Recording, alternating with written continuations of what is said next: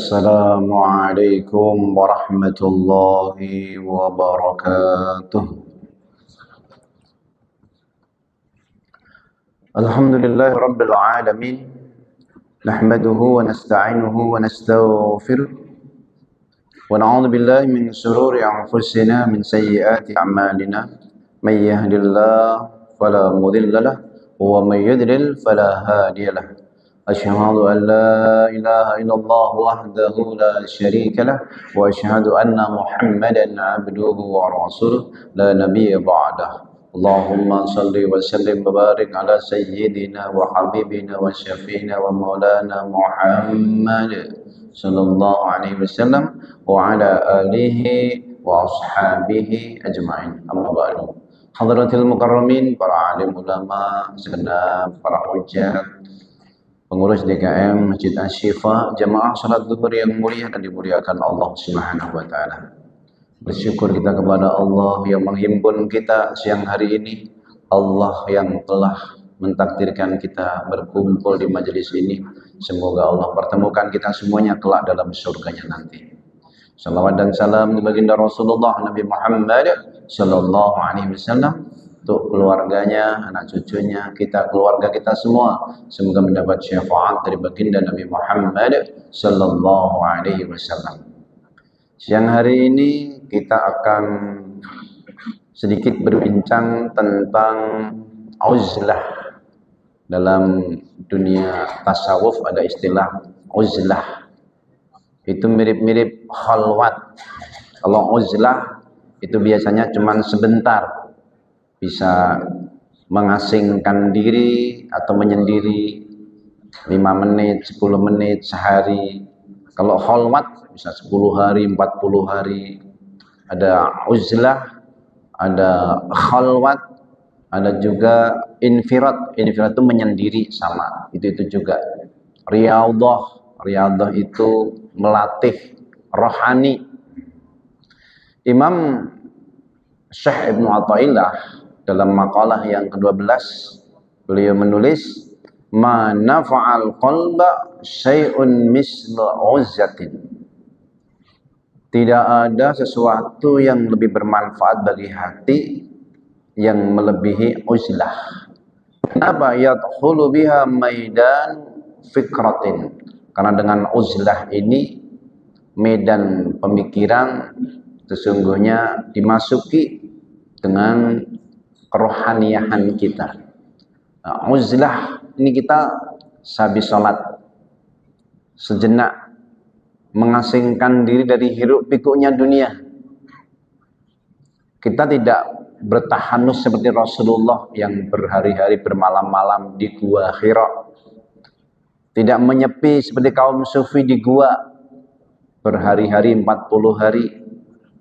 Tapi uzlah di sini uzlah ruhaniyah. Kita masih bersama teman-teman kita bekerja, namun hati kita tidak pernah kosong dari zikrullah. Inna fi khalqis samawati wal ardi wa ikhtilafil laili wan nahari la ayatin li ulil albab alladzina yadhkuruna Allaha qiyaman wa qu'udan wa 'ala junubihim wa yatafakkaruna fi khalqis samawati wal ardi Rabbana ma khalaqta hadza batila subhanaka faqina 'adzaban nar. Sesungguhnya dalam penciptaan langit dan bumi, pergantian siang dan malam, benar-benar ada tanda-tanda bagi ulul albab. Siapa mereka? Alladzina yadhkurunallaha qiyama wa qu'uda wa 'ala junubihim. Dalam berdiri mereka, duduk mereka, bahkan berbaring mereka tersambung dengan Allah. Wa yatafakkaruna fi khalqis samawati wal ard, dan dia juga berpikir tentang penciptaan langit dan bumi. Kata Syekh Ibnu Athaillah, yadkhulu biha maidanu fikratin. Di sini masuklah medan pemikiran yang mendatangkan cahaya ruhani, pemikiran yang membuat dia dekat dengan Rabb-nya, bahwasanya Allah lah yuhyi wa yumit, yang menghidupkan mematikan. Allah lah yang mengatur kehidupan kita. Arih nafsaka anit tadbir, istirahatkan sejenak dirimu dari banyak mikirin dunia. Fama qoma bihi ghaurika fala takum li nafsika, yang sudah Allah takdirkan tetapkan untukmu, kamu jangan banyak-banyak repot. Ya waktunya kerja, waktunya sholat, ada waktu buat kita tafakur, bukan kemudian kita ninggalin kerjaan, tidak. Ini uzlah rohani kita sambung kepada Allah. Fisik kita juga gabung dengan mereka. Waktunya bersama keluarga, tetap bersama keluarga. Tapi kata Aisyah, kalau sudah dengar adzan, Nabi seperti nggak kenal kami. Segera dia tinggalkan keluarganya. Waktunya Allah memanggil. Maka dengan uzlah ini diharapkan bisa meningkat kerohanian kita, sambung kalbu kita kepada Allah. Nanti Allah akan tolong dalam segala urusan kita sesuai dengan firman-Nya dalam surah Al-Baqarah ayat 152, "Fadhkuruni adzkurkum washkuruni wa la takfurun." Berzikirlah kamu kepadaku, ingatlah kamu aku, sebutlah aku, adzkurkum, ku akan mengingatmu. Imam Nawawi dalam tafsir Marahul Labid Kasbil Makna Al-Quran menjelaskan bahwa adzkurkumnya Allah kepada hambanya bukan menyebut fulan, Eko, Agus, Didi, bukan begitu. Karena bagaimana zikirnya Allah kepada hambanya? Bil ihsan wan ni'mah war rahmah. Allah limpahkan kepada hamba itu kebaikan, nikmat, rahmat, urusannya diberikan kemudahan. Yaj'al min amrihi yusra. Kenapa turun rahmat Allah? Ide-ide cemerlang muncul di situ. Kenapa? Dia selalu sambungkan kalbunya kepada Allah. Washkuruli wala takfurun. Bersyukurlah kepadaku, jangan kalian kufur. Syukurnya hamba apa? Bitta'ah, dengan taat. Zikir bisa dengan lisan, dengan qalbu, dengan jawarih anggota badan. Nah, taatnya anggota badan ini sesungguhnya bagian daripada syukur kita kepada Allah. Wala takfurun, jangan kalian kufur, jangan kalian sandarkan kesuksesan ilmumu pada dirimu. Syekh Abdul Qadir Jailani menjelaskan dalam tafsir Al-Jailani, siapa yang menyandarkan kesuksesannya karena usahanya, karena ilmunya, kekuatannya, dia itu kufur. Wa ma bikum min ni'matin fa min Allah. Nikmat apapun yang kamu raih, yang ada pada dirimu, itu semua dari Allah. Maka tentang uzlah ini sesungguhnya dari para nabi juga melakukan ini. Nabi Ibrahim waqala ini dhaibun ila rabbi sayahdin. Aku akan menuju Tuhanku, Tuhanku akan memberikan bimbingan ketika menghadapi kaumnya, ditentangnya, Namrud hendak membakarnya. Hanya kepada Allah. Hasbunallah wa ni'mal wakil, ni'mal maula wa ni'man nasir. Pun Musa alaihissalam 40 hari menemui Tuhannya. Ashabul Kahfi 309 tahun berkholwat, beruzlah di gua Al-Kahfi yang sampai hari ini dikenang. Wa'tazilu wa in tazaltumuhum, dan apabila kalian meninggalkan mereka, yakni kalian meninggalkan, menjauhi orang-orang yang menyembah berhala. Jadi maksud uzlah ini juga meninggalkan kemaksiatan, meninggalkan keburukan yang membuat dia jauh dari Allah. Wa ma ya'buduna illallah, dan engkau tinggalkan apa yang mereka sembah selain Allah berupa berhala-berhala. Fa'wu ilal kahfi, maka carilah tempat berlindung dalam gua, pergilah ke dalam gua, jadikan tempat berlindung dengan meninggalkan mereka untuk menjaga akidah, untuk menjaga ibadah. Maka di situ Allah yang surlakum rabbukum mir rahmatihi, Tuhanmu melimpahkan kepadamu rahmatnya. Allah turunkan rahmatnya. Wa yuhayyi lakum min amrikum mirfaqa, dan menyediakan sesuatu yang berguna bagimu dalam urusanmu, yakni memudahkan kalian dalam urusan yang sedang kalian hadapi, sehingga kalian mendapatkan kemudahan manfaat. Demikian dijelaskan dalam Jubdadut Tafsir min Fathil Qadir oleh Syekh Dr. Muhammad Sulaiman. Jadi kalau kita dekat takarub kepada Allah, Allah akan mudahkan urusan kita, Allah akan bimbing kita, Allah akan tuntun kita. Imam Ghazali menulis dalam Ihya Ulumuddin tentang manfaat uzlah ini. Sejenak kita mengasingkan diri, habis salat malam, kita baca istighfar, kita baca tahlil, kita membaca sholawat, terus dengan tekun istiqomah, maka akan menambah ketaatan kita kepada Allah. Allah akan menambahkan ilmu. Wattaqullah wa yu'allimukumullah. Bertakwalah kepada Allah, nanti Allah akan ajarin kamu ilmu. Yang enggak kalah pentingnya, dengan begitu terhindar dari hal-hal yang dilarang dalam agama. Nah, waktu uzlah menyendiri, hendak menyambungkan hati kepada Allah, jangan pegang handphone, tinggalkan dulu. Karena kalau kita pegang handphone uzlah di kamar atau di malam hari, hati kita nggak sambung kepada Allah, tapi sambung ke dunia luar. Yang itu kadang-kadang lebih bising daripada dunia nyata. Lalu memudahkan kita untuk meninggalkan yang mungkar. Lebih dari itu, bisa juga mengajak kepada yang ma'ruf dengan mendoakan saudara-saudara kita. Sa'ad bin Abi Waqqas punya kedudukan tinggi, disebutkan oleh Nabi waktu begini, dalam majelis begini, perhatikan, ada penghuni surga.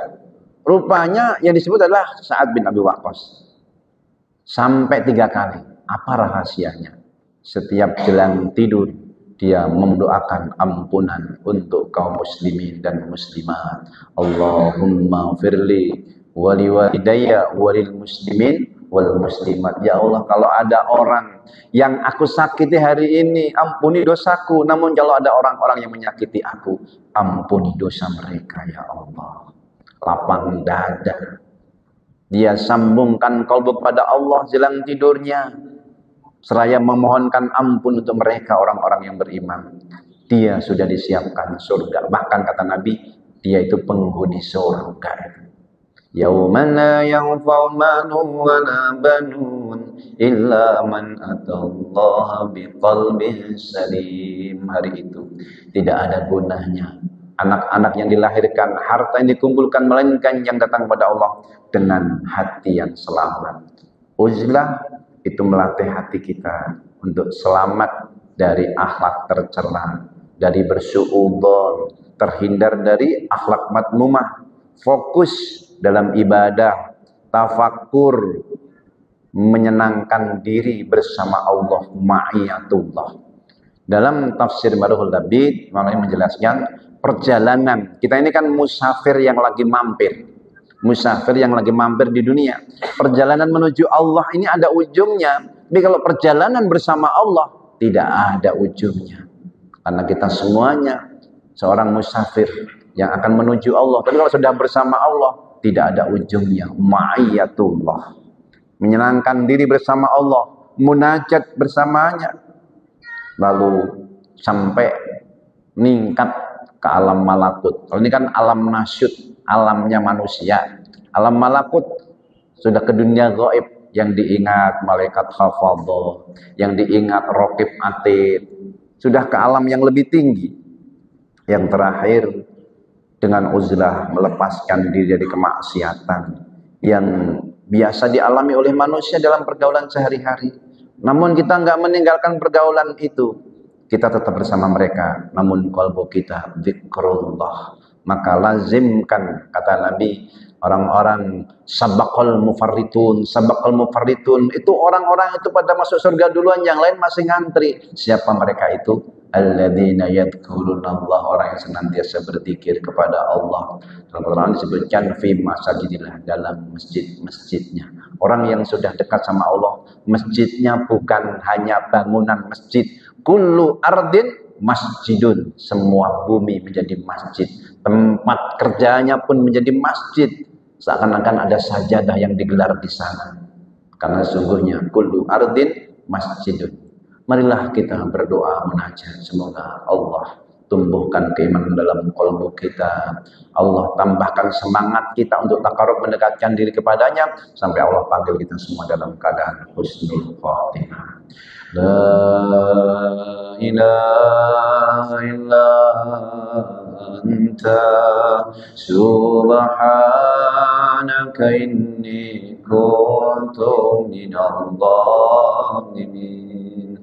La ilaha illa anta subhanaka inni kuntu minadh dhalimin.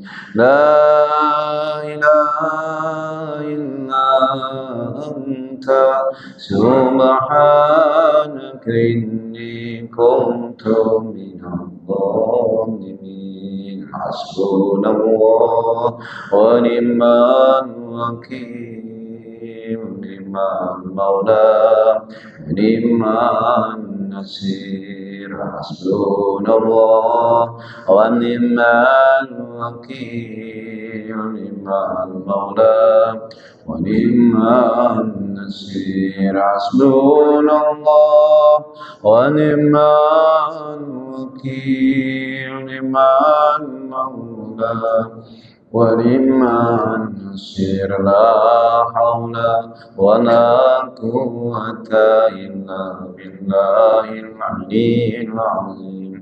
A'udzu billahi minasyaitonir rajim. Bismillahirrahmanirrahim.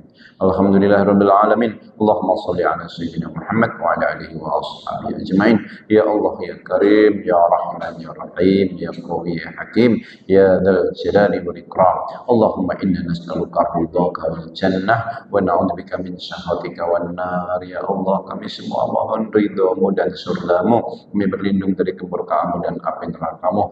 Allahumma inna ala dzikrika wa syukrika wa husni ibadatik. Tolonglah kami supaya kami menjadi hamba yang senantiasa berzikir kepadamu, selalu bersyukur kepadamu, beribadah dengan sebaik-baiknya kepadamu.